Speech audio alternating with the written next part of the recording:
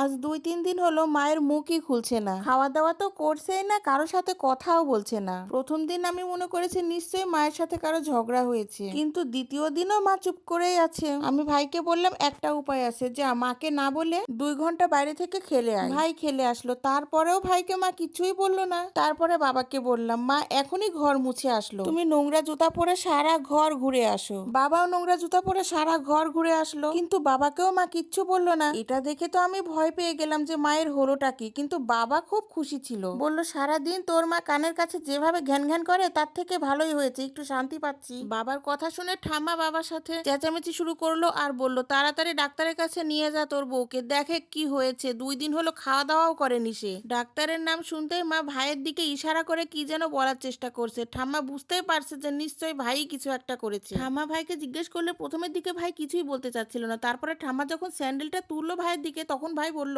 2 দিন আগে মা আমাকে লিপস্টিক কিনে নিয়ে আসতে বলেছিল, আমি ভুল করে সুপার গ্লু আঠা নিয়ে এসেছিলাম।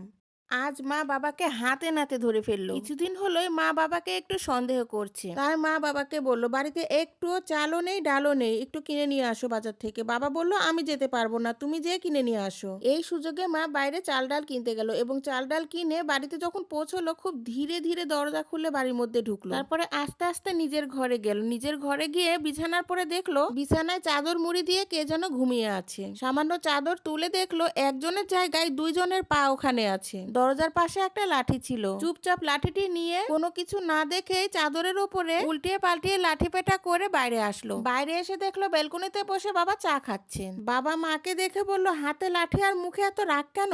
মা বাবাকে বলল, তুমি এখানে কি করছো? তোমার তো এখন ঘরে থাকার কথা। বাবা বলল, তোমার মা বাবা এসেছেন, অনেক দূর থেকে জার্নি করে এসেছেন, তাই প্রচন্ড ক্লান্ত, তাই আমি আমার ঘরেই বিশ্রাম নিতে বলেছি, কারণ অন্য রুমগুলো অগোছালো ছিল, আর সেই জন্যই আমি ব্যালকনিতে বসে আছি। যাও তাড়াতাড়ি চা নাস্তা রেডি করো তোমার বাবা মায়ের জন্য।